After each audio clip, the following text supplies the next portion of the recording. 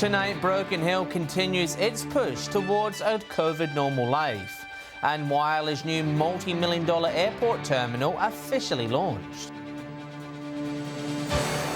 From our 7 Spencer Golf Studios, your nightly news with John Hunt begins now. Good evening. The efforts of the Broken Hill community to get vaccinated against COVID-19 is leading to the scaling back of opening hours at the local clinic. Meanwhile, new cases continue to trickle through. Just a few months ago, people were lining up for testing and vaccinations. Now another positive sign, Broken Hill is doing its best to live with COVID.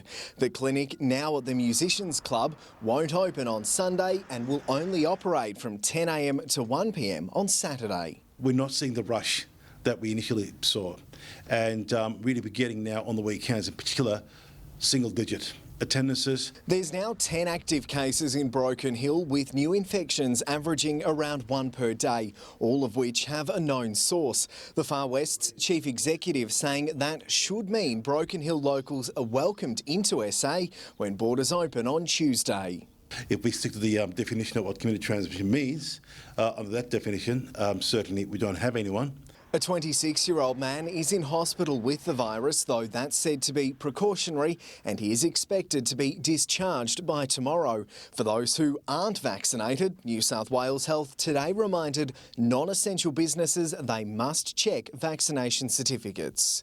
On-the-spot fines of $5,000 may apply to businesses for not complying with the public health order vaccination requirements. The unvaccinated must still wait 4 weeks until they're given equal freedoms, though even then interstate travel is unlikely. Lachlan Ittis, 7 Spencer Golf News. Ratepayers' money is being used to help dispose of contaminated green waste in Port Augusta. The local dump's discovery of the issue has forced council to contribute additional funding to help sort through the waste and clean it up. A community's hard-earned cash thrown in the bin. Port Augusta Council says a large volume of plastic and non-biodegradable items have been found in organic material bound for the dump. The council forced to pay $256 per tonne to fix the issue. And that $256 per tonne comes out of ratepayers' money, which I'm sure ratepayers would rather see it spent in more specific locations to benefit the community. Staff forced to sort through the waste before the mulching process could begin, something council says is an unneeded expense. It's pretty simple. You put your greens in the green bin and your recyclables in the recycle bin and your general rubbish in the red bin. There's fortnightly turnaround for the recycling and green bin. Residents are reminded that green lid bins can take garden waste like leaves and branches, but also organic food waste from their kitchens. No other rubbish can enter the green lid bin without causing financial implications once it reaches the dump. Just take your time and think about what you're doing, because you're actually jeopardising ratepayers' money to try to keep a service going correctly. And we'll monitor what's occurring and try to look at possibly another way. Facility operator Cleanaway declined to comment. Edward McCarroll, 7 Spencer Golf News. Community members, politicians and flight crews came together this morning for a special opening ceremony at Wyler's renovated airport terminal. It's hoped the works will help attract a new business market and residents to the city. After months of work, Wyler's new airport terminal is ready for takeoff. The refurbished lounge officially opened at a special ceremony this morning, following a soft launch at the beginning of the month. It's a shining gateway for Wyler, and I think that's the most important thing, but it does obviously offer regional services. The more flights we've got coming into Wyler, the more likely it is that the rest of the region will access them. X-ray and baggage checks now required for every passenger before they board aircraft. The new measures bring Wyler Airport in line with new national security standards for regional airports. In addition, it's hoped the modern facilities will attract more FIFO workers and permanent residents to our region. For the people that live here, if you want them to stay living here and get their kids an education, maybe in universities in Adelaide or whatever, we just need airports. The plan now for the airport is to attract airlines to fly between Wyler and other major cities across the country. This morning's ceremony was attended by emergency service representatives and crews from both Qantas and Regional Express. Wyalla's mayor pleased with the turnout and enthusiasm. This is just another version of an airport that you might see in the city, but perhaps on a smaller scale. So we've got a really great cafe here. You know, you've got to go through the screening when you come into the terminal. Mark Zeta, 7 Spencer Gulf News. Post-suicide support services will be boosted across regional New South Wales, with the state government spending $4.5 million in the field. Standby support after suicide will provide the services, offering assistance to families, witnesses and first responders. It's estimated for every person who takes her own life, 135 others can be affected by their passing. The Far West and Orana falls into the highest bracket of suicides per capita in the state. And if you or someone you know needs help, support is available. Please call Lifeline on 13 11 14 for free and confidential advice and support. Still to come tonight, we meet one of the candidates vying to become Broken Hill Mayor. And local parents urged to get their young ones into swim school this summer.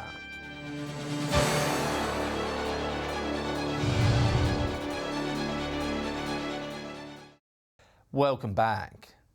In the lead up to Broken Hill's local government elections, we'll be bringing you Chat with the Candidate, meeting each mayoral hopeful and hearing how they'll shape the future of the Silver City if elected.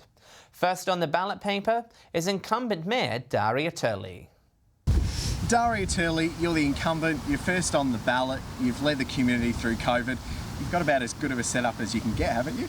Oh, look, you know, elections are pretty tough. People don't debate what the real issues are. They'll distract everybody. We've delivered what we promised and we have more to do. The number one comment you see online is that people feel that this council hasn't achieved enough. What would you say to that? I think we've ticked all the boxes and the community just need to be reminded how we're making a change, and I ask them to step out and see the difference. There's plenty of people that argue that in local government there's no place for party politics. You're the only group that has a political party assigned to it. What would you say to people? Oh, look, you know, we tell you what our values are. Past councillors, Councillor Kennedy was with One Nation. He ran for the state or federal seat. I think around 2013, tried to join the Labor Party. Councillor Gallagher is president of the National Party. The difference between them and me is I'm going to tell you what my values are. We have a fantastic ticket. You know, we've only got a ticket of 6. You know, our history has been we usually get 5 up, and that's what we're hoping to deliver. And what can we expect if your group is a successful one? Well, you know, we're working on our tourism. So looking at an extra flight service into Broken Hill, looking at a train, sports change rooms and toilets and that, we need to invest in them. We will continue the fight for the healthy Darling River. We're telling Australia we're ready for business. Daria Turley, thank you for your time. Good luck. Thank you. Concerning new research has revealed that not enough children are learning to swim as we enter into summer. With COVID restrictions forcing lessons to be scaled back, community groups are urging parents to enrol their children now. Vital lessons that will help save lives. With the swim centre beginning to reopen, Port Augusta children are getting back in the water. When the weather's good and the gates are open, the people are here, so it's been good. The Swim Safer initiative welcoming the enthusiasm, with their nationwide survey showing 27% of children were forced out of lessons during the pandemic.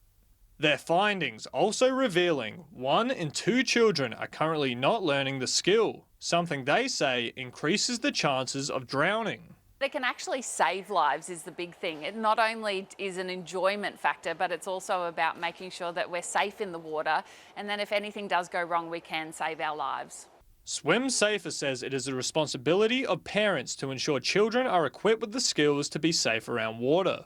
If you're a parent and you have a child and you want to get them into swimming lessons, I would say do it now. It's the most important thing. It's the most important skill they will ever learn throughout their life. With summer quickly approaching, parents are being encouraged to enrol their young ones. They just have to come along here and register with us. When we run our swim school, we run by ability, we don't go by age. Edward McCarroll, 7 Spencer Gulf News. There is a changing of the guard coming at the top of Regional Development Australia Eyre Peninsula. Long-serving Chief Executive Officer Dion Dorwood has announced that he will be departing the role at the start of December. After 8 years in charge, Dion Dorwood has decided the time is right to step down. Well, we're all getting older, Dylan, look, I'm pleased to be stepping away. I'm sad to be stepping away from such a hard-working, committed team and a fantastic board. Mr Dorwood looking back fondly on the past 8 years, proud of the projects the organisation has implemented during his tenure. A lot of our employment and workforce programs where we've actually helped educate and train people and get them into jobs, that we would have influenced well over 2,000 or 3,000 people around the region in that regard. He's worked to bring new industries to the region, securing the Eyre Peninsula's water and energy security, also a top priority. We've focused very much on energy and water. Ideally, the peninsula one day will have cheap and abundant energy and cheap and abundant water. Mr Dorwood hopes Whyalla Council will rejoin the RDA in the future. Some of the challenges at Whyalla have been interesting, but time cures all things and people will move on, as I am. When asked what he plans to do next, see, there's a yacht out here. You might get a shot of that. I'd love to spend a month or two having a bit of a sail around the place. I used to do a lot of that years ago, go and catch a few fish, spend a bit more time with family. Mr Dorwood grateful for the community's support. I just thank everybody in the region for the support that they've given myself and my team and the RDA over the years that I've been here. Dylan Smith, 7 Spencer Gulf News. Stay with us. More than 10 Lower Eyre Peninsula community groups receive a vital funding boost. And a Whyalla softball player losing their locks in the name of charity.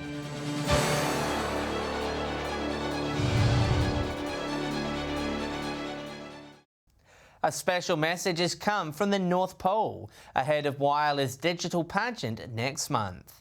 The council was given a sneak preview of their entry into this year's video montage.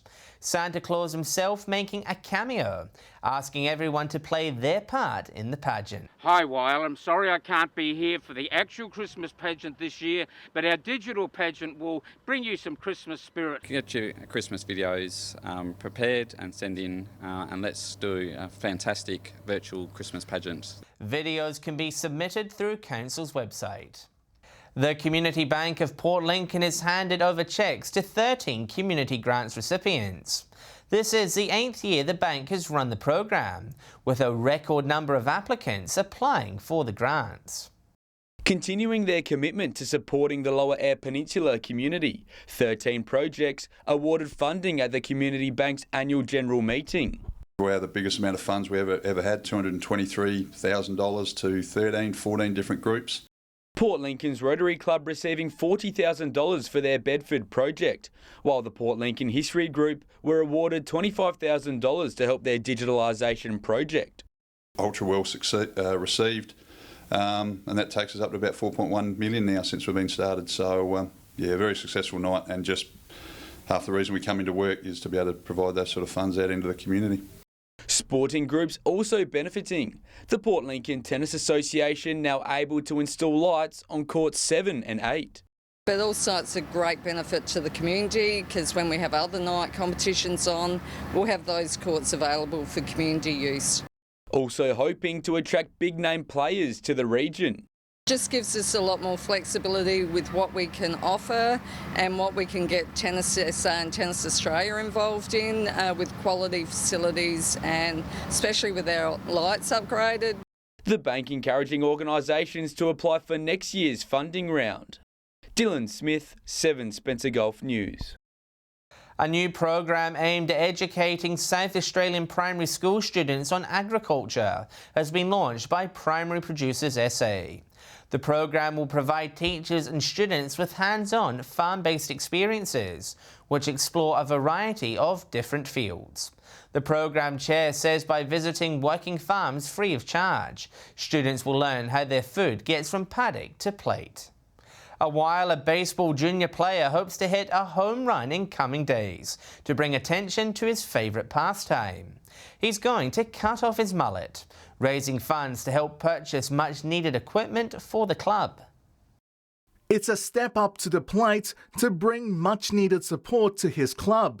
10-year-old Cats player Taylor Mitchell will cut off his mullet to raise money for new playing equipment.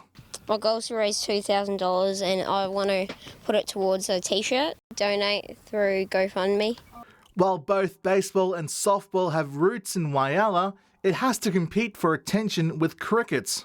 The association's vice president hoping to change perceptions about the sport. We've been very low on numbers in the recent years, so Taylor's been one of the recent guys really pushing baseball out at the schools and stuff, so yeah.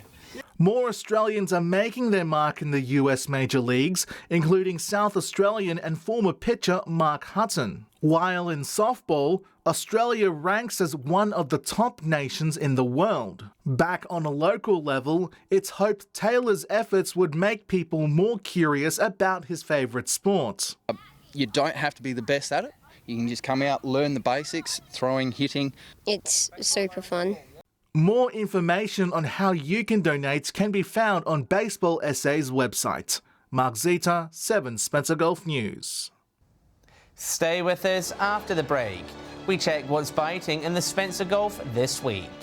And we'll have the weather details with Alex Sykes.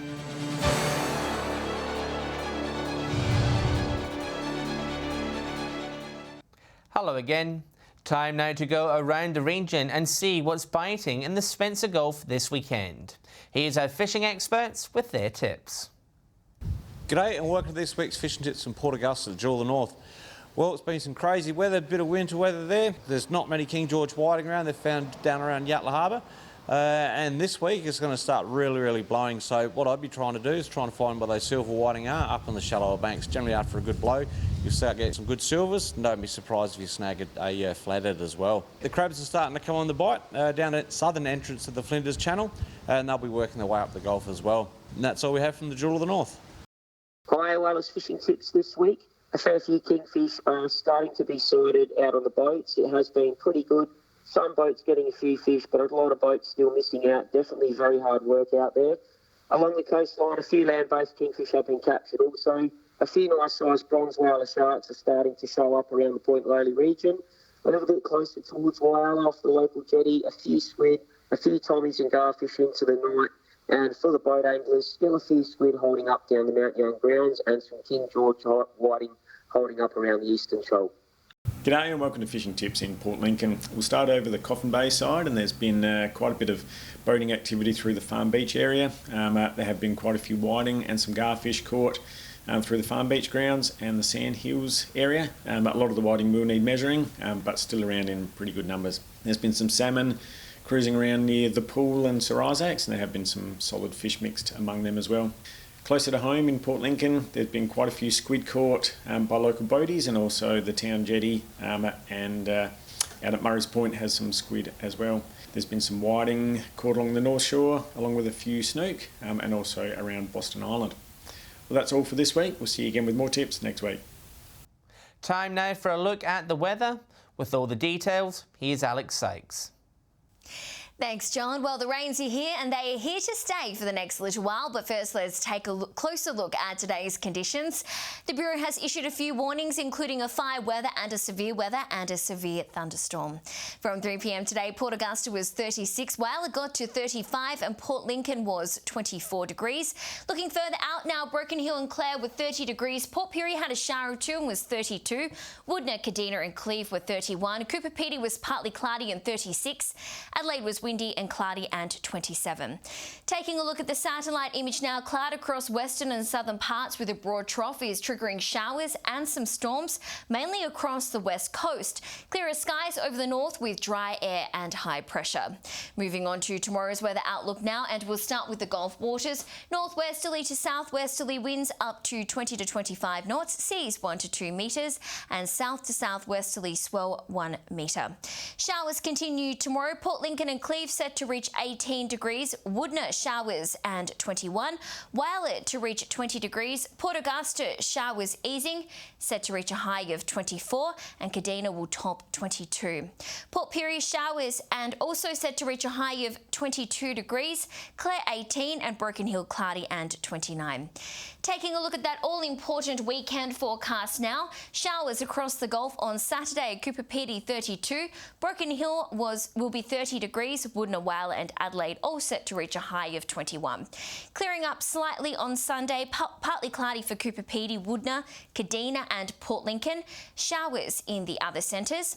And most of us can say goodbye to the rain on Monday except for Cooper Pedy, partly cloudy everywhere else.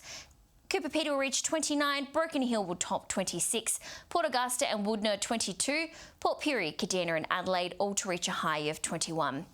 So John, the skies are set to clear next week by the looks of it. Maybe next week we'll start to get a taste of summer. And that's all the weather from me for tonight. It's back to you. Thanks, Alex.